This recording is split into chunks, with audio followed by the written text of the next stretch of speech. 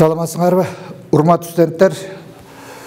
Мына бүгүнкү лекциябызды баштап жатабыз. Демек, бүгүнкү лекциябыздын темасы мына силер көрүп тургандай, жерде суда жашоочулар дейбиз, же амфибиялар классынын сырткы түзүлүшү. Демек, биз алдыбызга төмөндөгүдөй планды коюп алдык. Демек, амфибиялар классы үчүнчү биздин чоң класс болгон төрпүттүүлар же кургактагы омурткалуулар чоң классы деп аталгандыктан биринчи ушул кургактагы омурткалар чоң классына мүнөздөмө берип, андан кийин амфибияларга жалпы мүнөздөмө беребиз, андан кийин амфибиялардын түзүлүшүнө токтолобуз. Амфибиялардын түзүлүшүндө демек мынакей сырткы түзүлүшүнө, тамак сиңирүүсүнө, дем алуу органдарына, кан айлануу, нерв системасы сезүү органдары жана бөлүп чыгаруу органдарына топтолобуз дагы. Эми ушул жалпы түзүлүшү боюнча мурдагы өтүлгөн жаныбарлардан кандай өзгөчөлүктөрү бар, ушул негизги өзгөчөлүктөрүнө токтолобуз. Демек, бул сабактын максат милдеттери булардын баары электрондук варианттар силерге жөнөтүлгөн, андыктан буларга токтолбой эле коелу. Демек, биринчи суроодон баштай берели. Кургактыктагы же төрт буттуу омурткалуулар чоң классына жалпы мүнөздөмө. Бул теманы баштаардан мурда биз мурдагы өтүлгөн темаларды эстеп алайлы. Демек, биздин хордалуулар тиби 3 типчеден тургандыгын эске салайлы. Биринчи типче демек баш сөксүздөр, акрания. Экинчи типче личинка хордалуулар, же болбосо уро хордата. Үчүнчү типче омурткалуулар, вертебрата. Эми ушул омурткалуулар типчеси 3 чоң класстан тургандыгын эстейли. Биринчи чоң классыбыз, же болбосо чоң класс эстегиле. Демек, жааксыздар. Мынеке агната. Экинчи чоң классыбыз балыктар.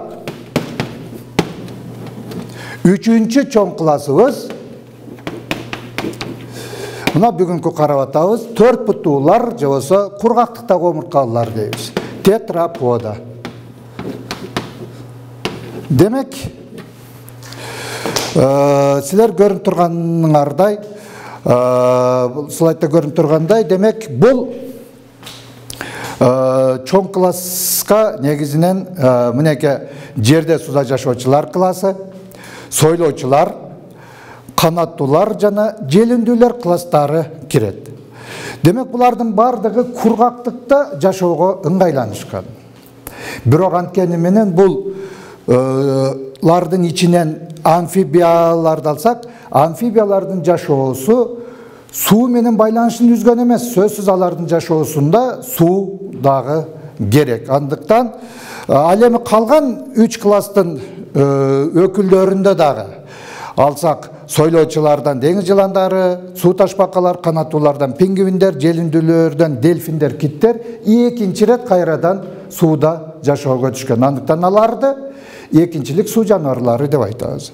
Демек, булардын түзүлүшүндө сөзсүз кургактыкта жашоого байланыштуу өпкөсү пайда болот, өпкө аркылуу дем алат. Өпкө менен дем алыш үчүн сөзсүз түрдө сырткы тануудон башка ички таноосу башталат, жаны хована дейбиз. Анан колу буттары пайда болот.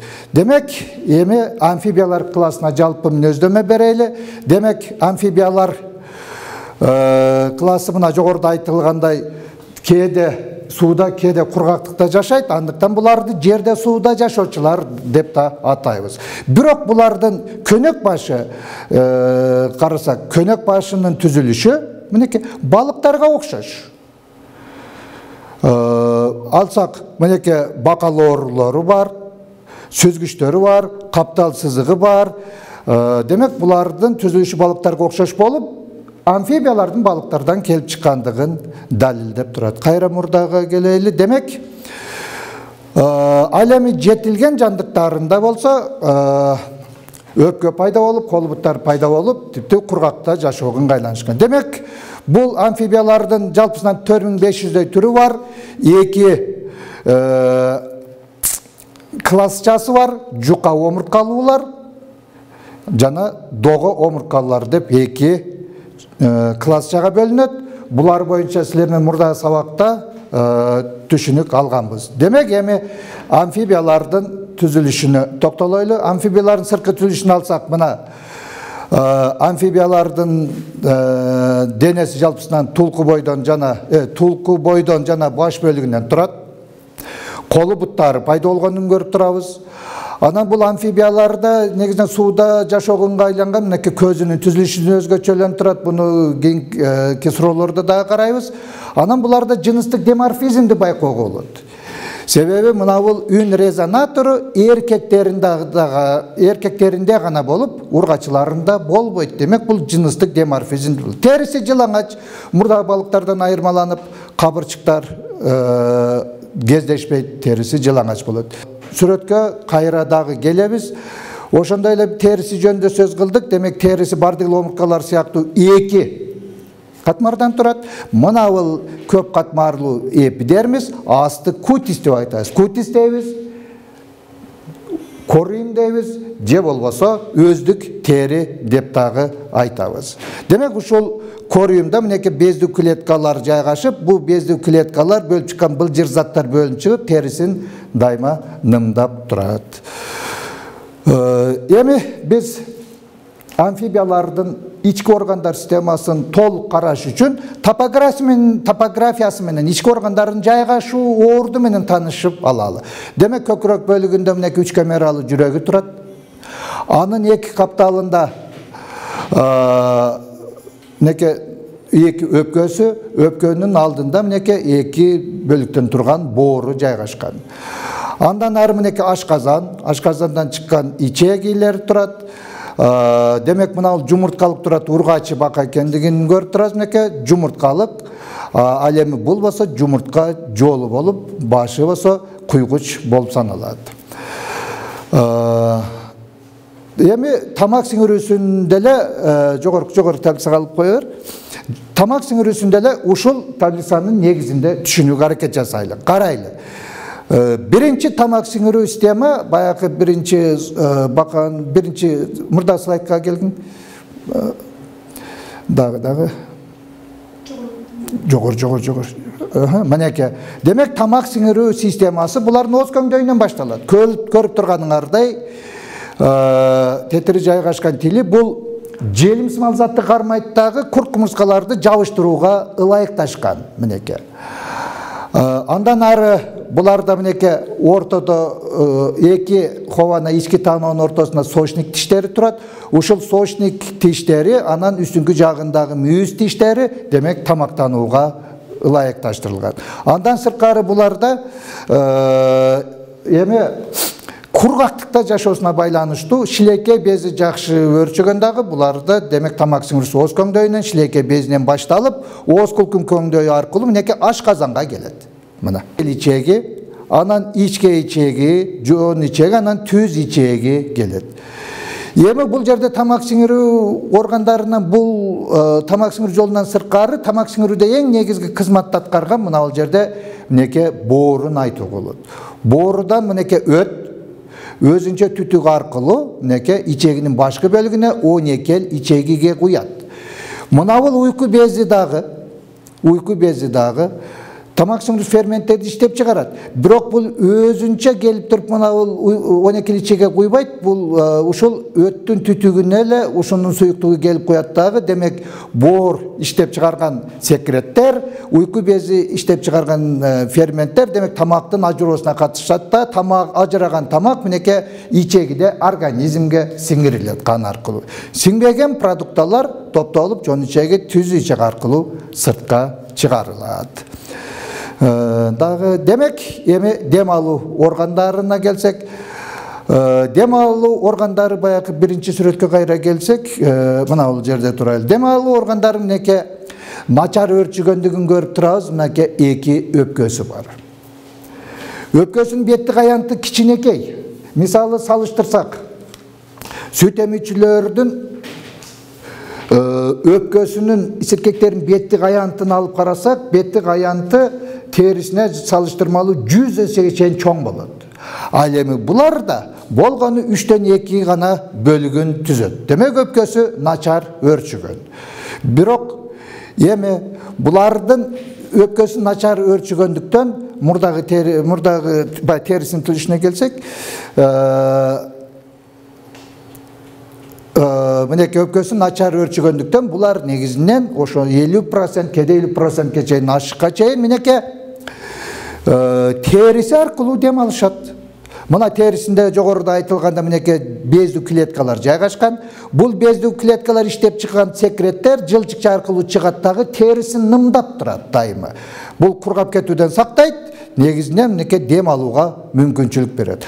Ал эми өпкөсү аркылуу дем алууда мынеке булардын скелетинде дагы карайбыз. Дем алуусунда көкүрөк клеткасы болбогондуктан мына ооз кулкун көңдөйү, насостун кызматын аткарат. Абаны соруп алат, өпкөгө жөнөтөт, кайра бөлүп чыгарууга ыңгайланышкан мынеке ооз кулкун көңдөйү. Буларда да бир өзгөчөлүктү карайлы. Мына бул ички таноосун карасак, мынеке ооз көңдөйүнүн негизинде гана жайгашкан мынеке. Ал эми кийинки омурткалууларда бунун өзүнчө түтүк аркылуу мынеке алкым жакка жылгандыгын кийинкилерде байкайбыз. Дагы дем алуу органдары, башкача айтканда, булардын дем алуу механизми кычкылтекти кабыл алып, кайра көмүрчүкөл газын бөлүп чыгарып берүүсү сөзсүз температурага жараша болот. Көрүп атабыз, мынакей температура жогорулаган сайын кычкылтекти кабыл алуу жана көмүрчүкөл газын бөлүп чыгаруу тездегендигин, жогорулагандыгын көрүүгө болот. Демек албетте мынеке тери өпкө аркылуу кычкылтекти кабыл алуу менен көмүрчүкөл газын бөлүп чыгаруу бири-бирине дал келбегендигин көрүүгө болот. Эми бул жерден кан айлануу системасын түшүнүүгө аракет кылайлы. Бирок кан айлануу системасын түшүнөрдөн мурда мынеке негизинен 3 камералуу жүрөгү турат. Эми балыктардан айырмачылыгын анализдөөгө аракет жасайлы. 3 камералуу жүрөк. Бул жерден биз төмөнкү нерселерге көңүл буруп алайлы. Биринчи, жүрөктүн дайыма оң жагында веналык кан болорун эстен чыгарбайлы. Жүрөктүн оң жагында, оң дүлөйдө веналык кан, карынчанын оң жагында веналык кан болот. Ал эми жүрөктүн сол жагында артериялык кан болот. Сол дүлөйдө жана карынчанын сол бөлүгүндө артериялык кан. Мынаны эстен чыгарбайлы. Андан бизде мурдагылардан силерден көп адашууларды байкагам. Демек, жүрөктөн чыккан кан тамыр кандын курамына карабай, веналык артериялык бага карабай, жүрөктөн чыгып атабы артерия деп атоону эстен чыгарбайлы. Ал эми жүрөккө келип куйган кандар веналык кандар деп атайбыз. Демек, ошол механизм негизинде мынеке түшүнүүгө аракет кылайлы. Бул сүрөттө баканын артериялык кан айлануу системасы берилген. Мынеке, демек артериялык кан айлануу системасы жүрөктөн чыккан кан тамырлар менен түшүнөлү. Мурдагы балыктарды карасак, бир эле кан айлануу тегереги болот эле дагы карынчадан чыгып кайта дүлөйгө келет эле. Ал эми кычкылдануу процесс бакалор доголорунда жүрөт болчу. Буларда мынеке жүрөктүн карынчасынан дагы бир үчүнчү нерсени айта кетейин. Эч качан адашпайлы. Кан дайыма карынчадан чыгат. Анткени карынчанын керегеси булчуңдуу болуп, канды түртүп берүүгө жөндөмдүү келет. Ал эми дүлөйлөр канды кабыл алууга, соруп алууга жөндөмдүү. Ошондуктан демек кан айлануу демек кайсыл жактан башталат экен? Карынчадан башталат. Демек, карынчанын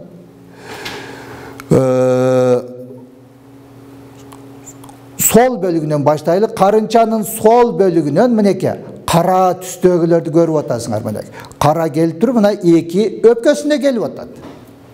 Демек аты эмне болот? Жогоруда айткандай, демек чыгып атат. Ал эми кан веналык, бирок ага карай артерия дейбиз. Бирок дагы кайсыл жерге кан тамыры барса, ошол органга артериясы деп сөз кошууну унутпайлы. Демек минеке өпкө артериясы, демек карынчанын сол бөлүгүнөн өпкө артериясы чыгып атат. Ошол эле жерде минеке терisi менен дагы дем алат да.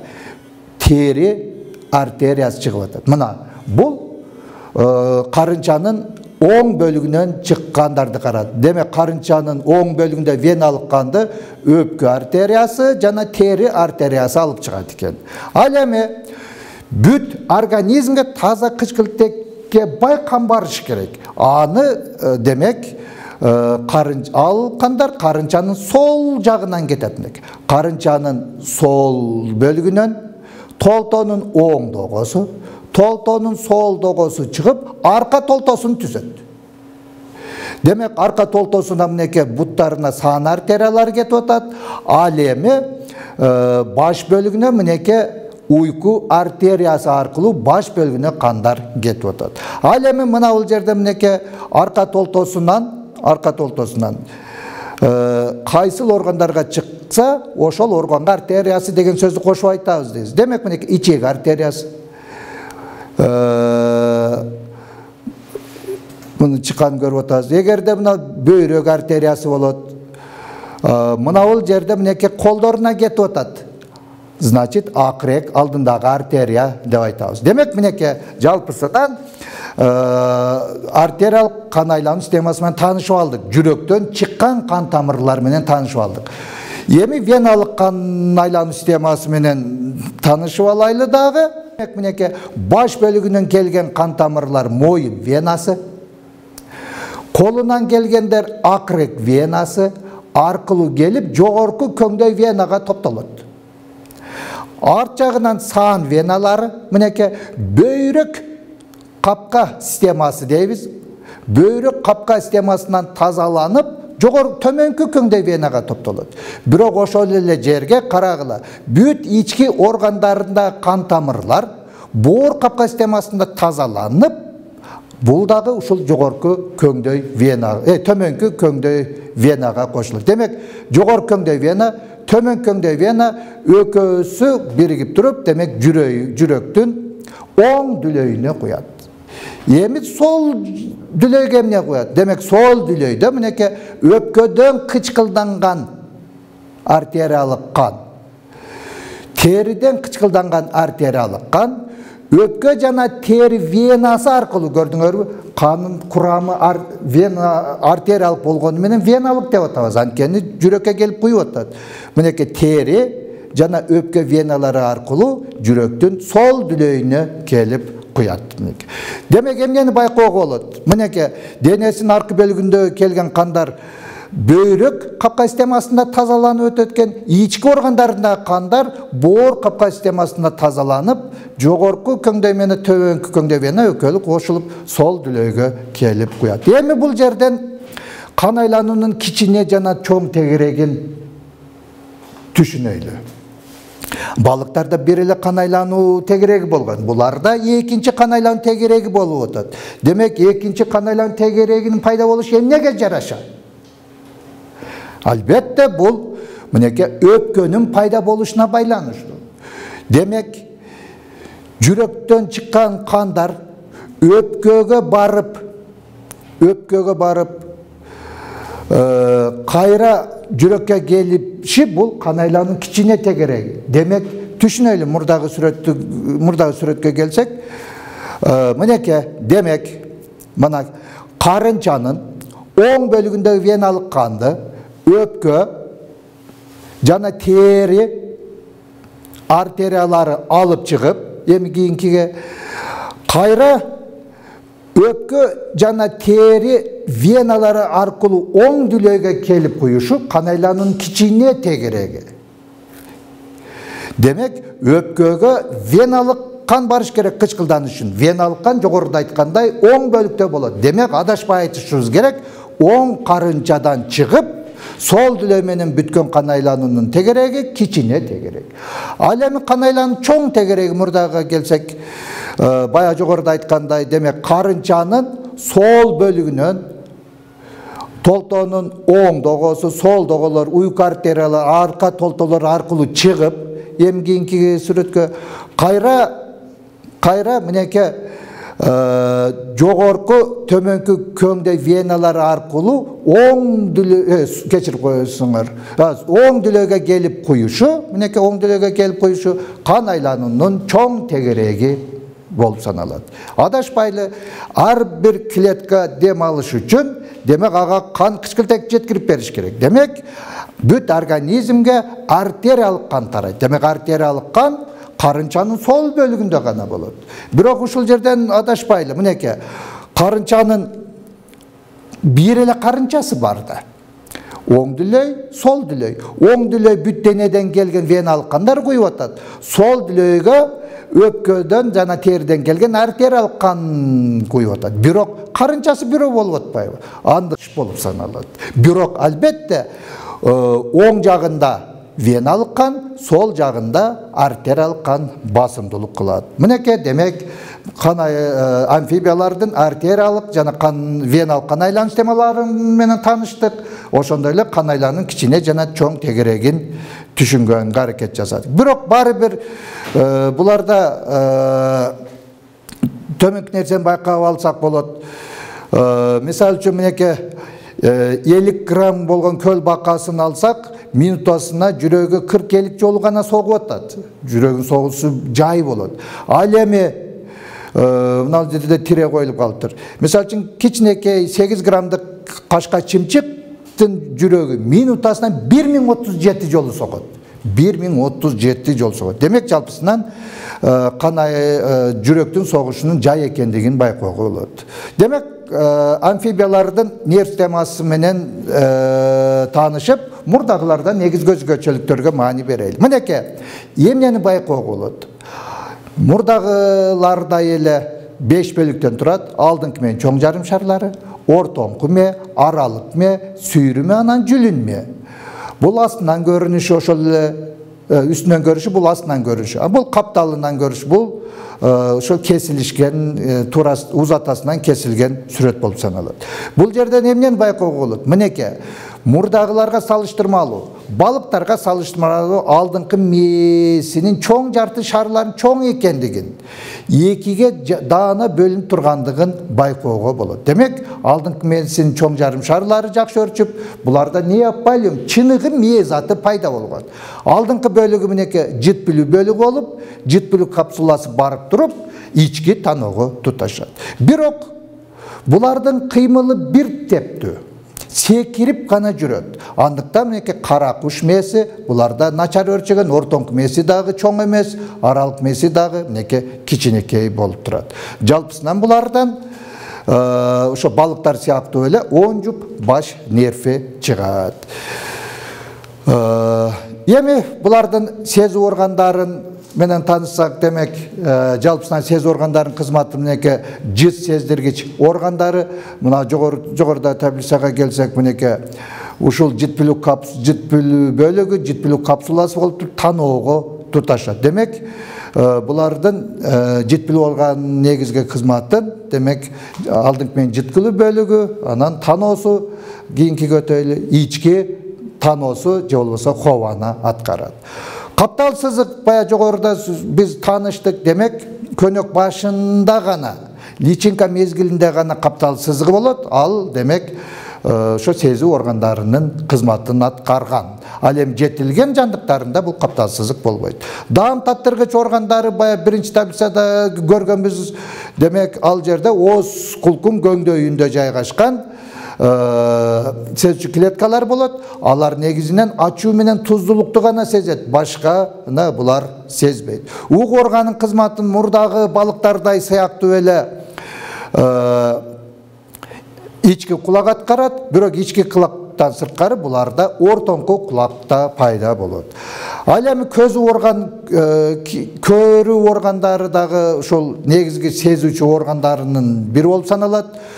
Балыктардан айырмаланып, кыймылдуу үрмөчтөрүнөн сырткары төмөн буларда ымдоочу дагы 3-чү кабак ымдоочунун болгондугун байкоого болот. Буларда алардан айырмаланып кургакта жашагандыгына байланыштуу жаш бездер пайда болот. Бул албетте көздүн алмасын жууп, нымдап турат. Ал эми айнекчели болуп, бул томпок формада болот. Билесиңер, суунун үстүндө көздүн чыгарып алып туруп, сүзүп жүрүүгө ыңгайланышкан. Ал эми буларда балыктардын дагы бир айырмачылыгы чечекейдин жакшы өрчүшү көздүн кадимкидей аккадамациянын пайда болушун көрүүгө болот.